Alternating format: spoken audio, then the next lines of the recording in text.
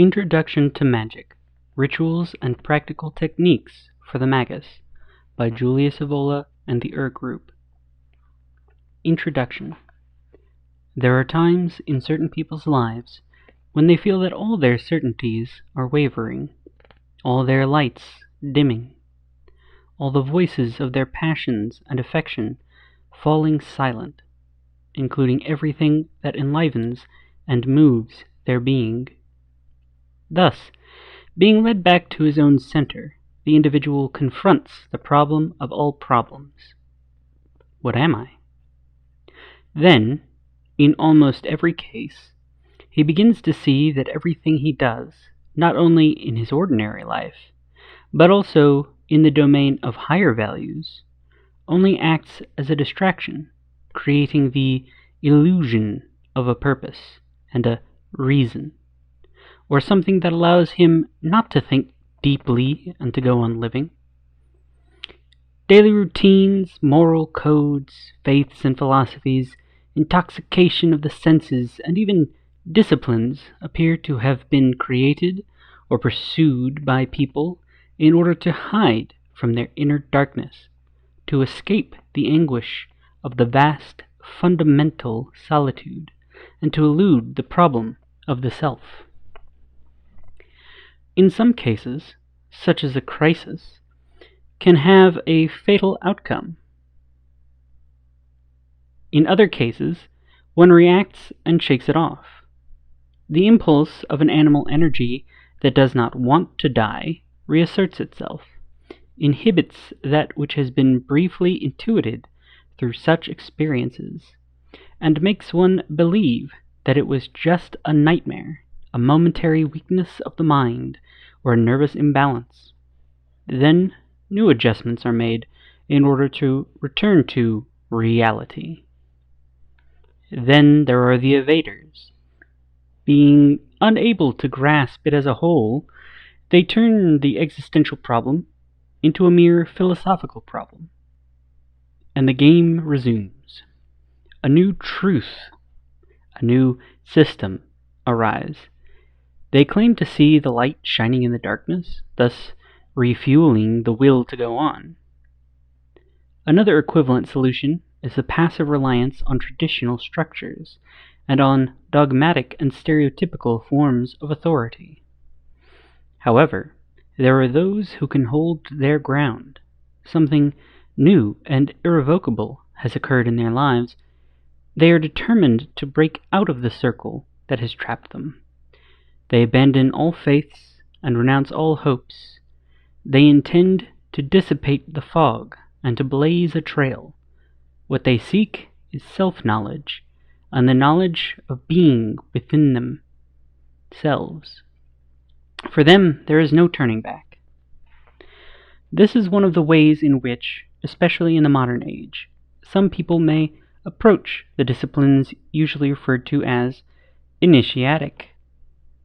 Others are brought to the same point by a kind of recollection and natural dignity, causing the clear sensation that this world is not the true world, that there is something higher than this perception of the senses, and that which is merely human in origin. Such people yearn for the direct vision of reality as if in a complete awakening. In both cases, a person realizes that he is not alone.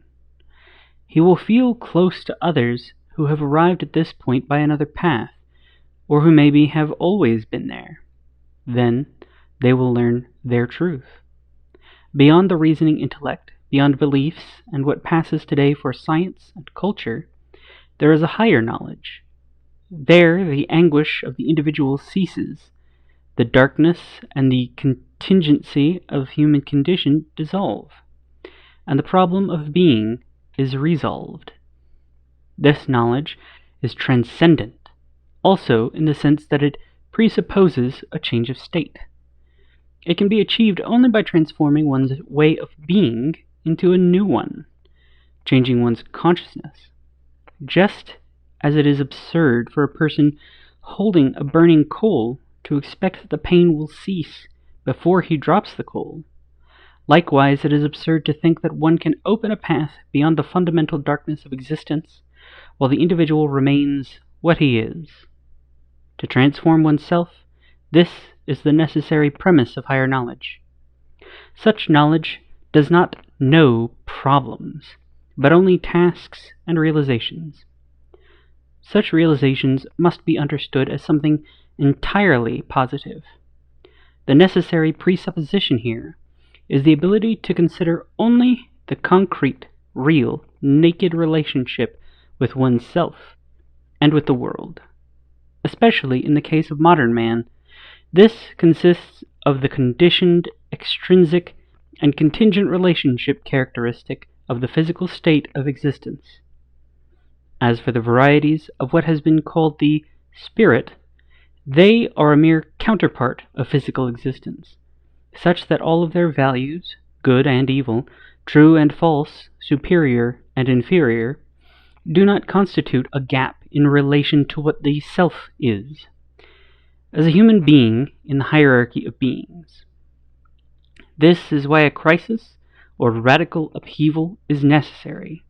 This is why it is necessary to have the courage to set everything aside and to become detached from everything.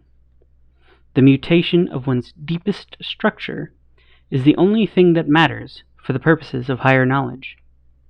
This knowledge, which is at the same time wisdom and power, is essentially non-human.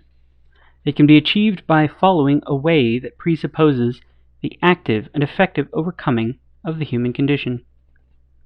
Having long been trapped in a sort of magic circle, modern man knows almost nothing of such horizons. Moreover, as Joseph de Maistre correctly pointed out, those who are called scientists today have hatched a real conspiracy. They have made science their monopoly, and absolutely do not want anyone to know more than they do, or in a different manner than they do. However, this does not mean that this different and higher knowledge does not really exist. The teaching we are concerned with has a much better claim than the predominant religion in the West to say, quod ubique, quod ab omnibus, et quod semper, that which is everywhere, from all things, and forever.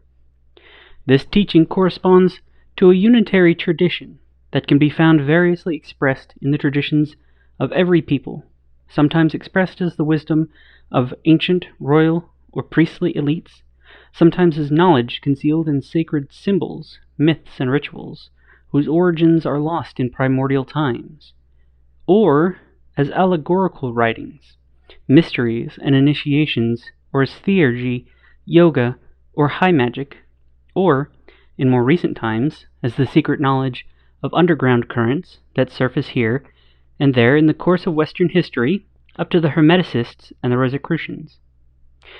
This path also corresponds to precise, rigorous, methodical science, transmitted from flame to flame, from initiate to initiate, in unbroken chains that are rarely evident to the profane. This science has nothing to do with external things and phenomena, but it focuses on the deepest energies of human interiority, and proceeds experimentally with the same criteria of objectivity and impersonality as in the exact sciences. This science, just like modern scientific disciplines, basically predicts the same effects in the presence of the same conditions and the same operations, independent of feelings, morality, and abstract speculation. This divine technique, traditional in the higher senses of the word, affords real possibilities to those who, after previously mentioned crisis, find in themselves the strength and calmness to overcome it in a positive manner, and to experience it as a catharsis and a purification from everything that is merely human. Moreover, this science offers real possibilities to another category of beings, namely those few individuals in whom, in mysterious ways, an ancient legacy reemerges and grows again, almost like the instinct of another race that has disappeared in the course of the millennia. The human brain has already given all it had to offer.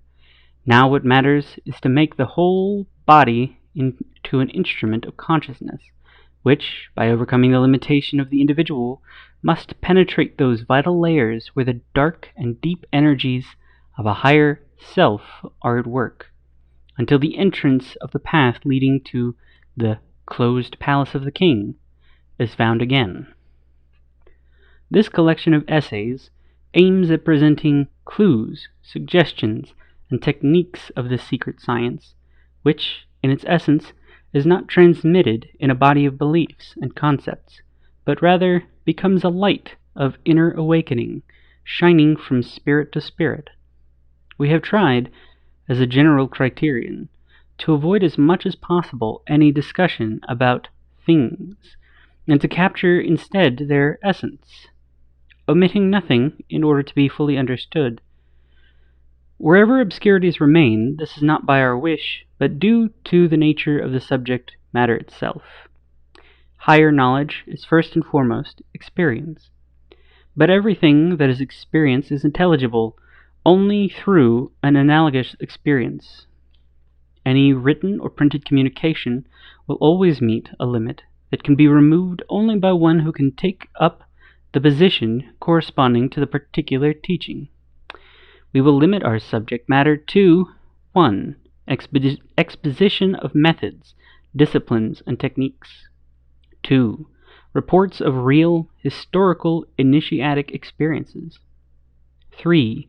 Republication or translation of rare or little-known texts or excerpts from both Eastern and Western traditions. When necessary, these will be clarified, annotated, and presented so as to awaken inner energies and to disclose new perspectives. Recognized doctrines placed in appropriate context, intended to challenge the rigidified view of man, the world, and history that has prevailed since the advent of modern civilization. The various essays in this book complement one another. Overall, they are arranged in such a way that all the elements necessary for an adequate comprehension of each one have already been given. To a large degree, the contributors have played the role of organic parts joined in one common task by taking up, integrating, and developing in a new light what the others have said. By following a practice found in ancient India and in Western medieval schools, among the Pythagoreans and the Hermeticists, in the medieval initiatic guilds, among the Rosicrucians, in some monastic authors, and partly even in the Jesuits, we have adopted the principle of anonymity. We have chosen to do so because it is not the personality of the contributor that matters, since anything meaningful and valid he has to make is not his creation or discovery, but rather reflects a super-individual and objective teaching. The editors have tried, as far as possible, to prevent these essays from echoing the particular currents with which their various authors were more familiar, so that the expositions may focus on the constants that are found in every authentic initiatic discipline. The largest concession we have made is the use of the word magic in the title. Rather than referring to what that word meant in antiquity, in this context, magic assumes a metaphorical sense, characterizing only a particularly active assumption of traditional and initiatic disciplines that is more or less shared by the whole group of contributors. The contributors also share in their opposition to the varieties of what today goes by the name spiritualism, ranging from vulgar seances to Anglo-Indian theosophy, occultism, anthroposophy, and other similar trends. We regard them all as deviations, having nothing to do with authentic traditional initiatic teaching. They are indeed a hybrid mixture of fragments of ancient truths, modern mental distortions, visionary currents, and second-rate philosophy dressed up with moralistic and evolutionary humanitarian sauce. The editors of this book have taken great care to convey to the reader a sense of detachment from these confused and counterfeit forms that mirror only the decadence and lack of principles in our times. The reader of this work will not easily find elsewhere such a wealth of specialized teachings, presented with precision and clarity. He will have to decide how far to limit himself to a simple reading for information's sake, and how far, discovering a higher vocation previously only dimly sensed, he wants to dare to work and to be silent.